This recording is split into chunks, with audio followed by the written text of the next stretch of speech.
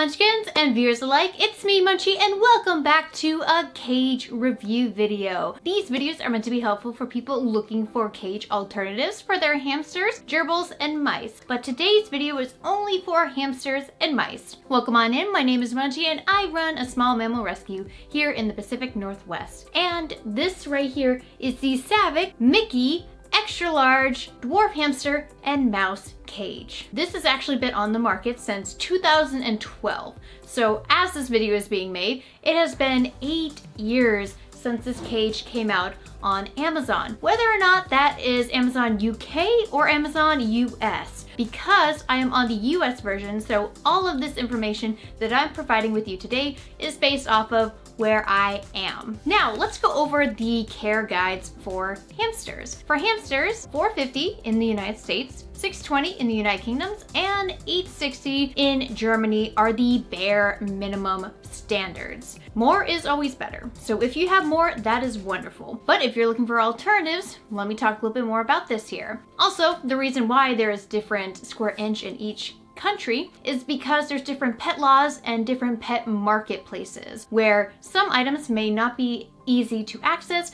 while others have strict laws in place that must be addressed in the country that they're in. Unfortunately, the United States does not have such laws, so some of the things that we do in the United States are very questionable and people from other countries look down upon us. Not necessarily in the worst or bad way, but just kind of sad that it's not better or being improved like in other places around the world. So this is actually a cage company from Belgium, Germany. Right here, we have a cage that, depending on how you measure it, because our standards say measure from the pan, not measure from the wire, because as you see here, the wire actually sits above the pan in length. So with the wire, it's 589 square inches, which is well above standards here in the United States. But if we're just measuring the pan here, it's only 493 square inches. So this is an enclosure that I would only be using for mice and for dwarf hamsters, as the description online has stated. So this enclosure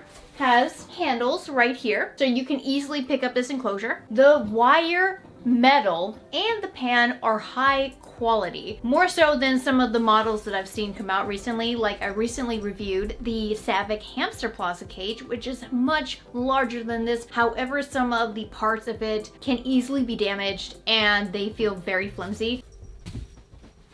Crazy cat, hi, you interrupting me? But this here definitely feels very solid. We got only one entryway. However, this is a very wide entryway, so you can easily fit in larger wheels inside of here and larger toys just by removing the hooks here. Now these hooks, you want to make sure you pull them twice back. That way the sides line up here. A lot of people have only hooked them on the first one, which leaves the gap here. Never do that because it's a possibility that someone could get stuck right in here if they try to escape, or if they're trying to climb the cage and one of their paws gets caught within this part right here, because it does leave a gap. And this cage does come with accessories. It comes with a 7-inch Raleigh wheel, which is not good. Definitely the quality when it comes to material when I spin it is not that great. Also right now it's very stiff because this is actually a used cage. I got this cage on OfferUp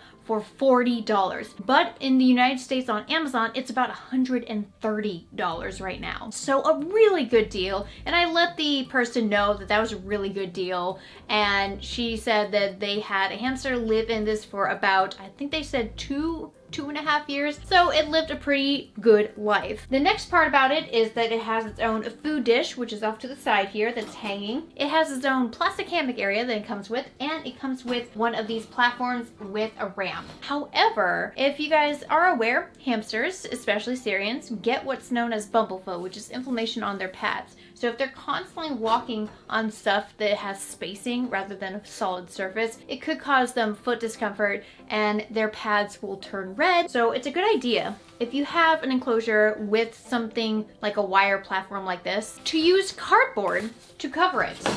And hopefully not a used cardboard because this one's very flimsy, but just use something like cardboard where it's a stiff material and try your best to secure it. And you could probably secure it with zip ties even if you wanted to go that far. Just secure it down to the platform so they're not walking all on the surface. But the neat part about this is that you can remove the platform. It does not need to be inside of there. So the Savic Mickey Extra Large is actually the first version. There's a second version, which is Extra Large 2, it says on their website. And this is actually just taller. The square inch minimum is still the same, but it's just higher up, because this right here, as you probably noticed, is very low. And this is not an enclosure I would really suggest for Syrians, even with that floor space, just because you're not going to be able to provide as much as you would, say for instance, like a preview 528 cage that has a higher area. But it still, like I said, fits in wheels just fine. The pan is around a 5 to a 6 inch pan, so that's great for piling up the bedding. This pan, I have been told by others, is hard to clean sometimes, but I have a Lixit hamster haven cage, and that cage is completely fine when it comes to the pan, and it's the same pan. Basically, this is technically the same as a heaven or haven cage. I call it a haven cage for some reason. This is basically just a dumbed down version of the Lixit cage, which is around the same price as well, but comes with other accessories and tubes. So this does come with a water bottle, but I don't have the water bottle with me at this moment. I don't believe I received it, or maybe I did. This is a good enclosure to be using, in my opinion. And yes, mice can fit inside of it because the wire spacing is small enough so that they can enjoy something like this. And for mice, the mice care online is kind of all over the place. There has been studies that suggest that mice can benefit from smaller enclosures. They just need to have wall-to-wall stimulation, meaning everything must be filled up. Everything needs to be covered. You cannot leave space empty. An empty space for a mouse is a very stressed and nervous mouse. So with that being said, there is still a minimum that people probably should go for when it comes to mice, because you would be able to provide more for it and fill up that space with bigger stuff. So I, at the rescue, suggest at least a 20-gallon tank for mice, and just to fill it up so they have a lot of things to do. Otherwise they get stressed, they stress groom each other. Some people suggest not placing Syrian hamsters inside of wire enclosures or dwarf inside of a wire enclosure because of the ability to climb and they may injure themselves, or because Syrians like to bar bite because they are restless. And just to remind everybody, it has not been 100 years yet since we domesticated hamsters. Isn't that nuts? So they still have the instinct to want to roam their territory, which is supposed to be a lot bigger than we can give them in domestic life.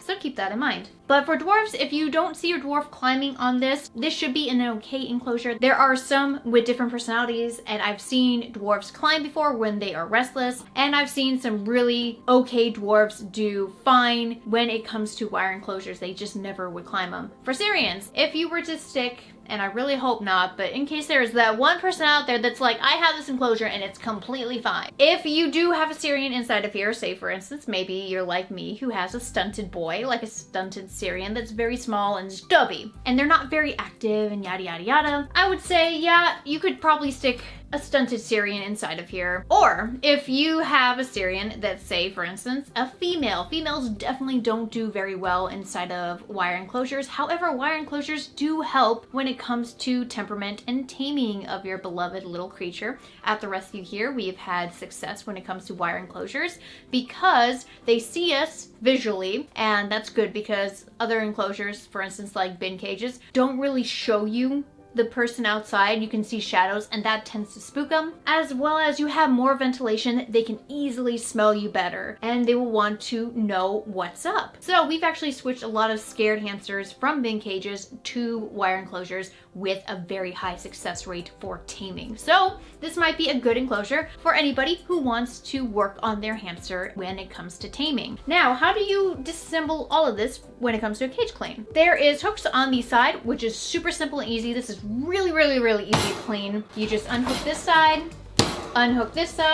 and then gently pop it off, like so. And like I said before, you can easily take this off, and all you have left is the pan, right here.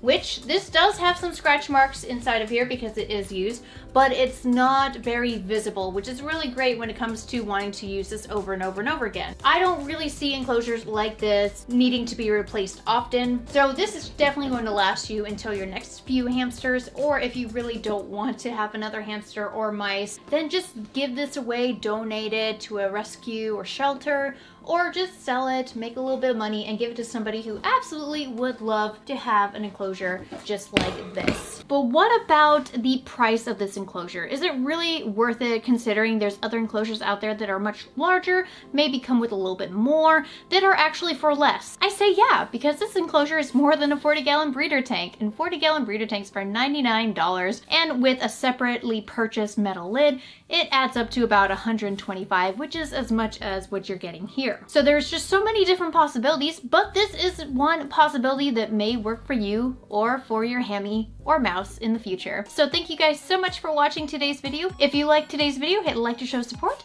Comment down below with anything you'd like to say, and if maybe you've used this enclosure in the past, please let me know down below. And if you're new here and would like to become a part of the Munchkin family, please subscribe. And I'll see you guys in the next cage review video. Thanks so much. Bye!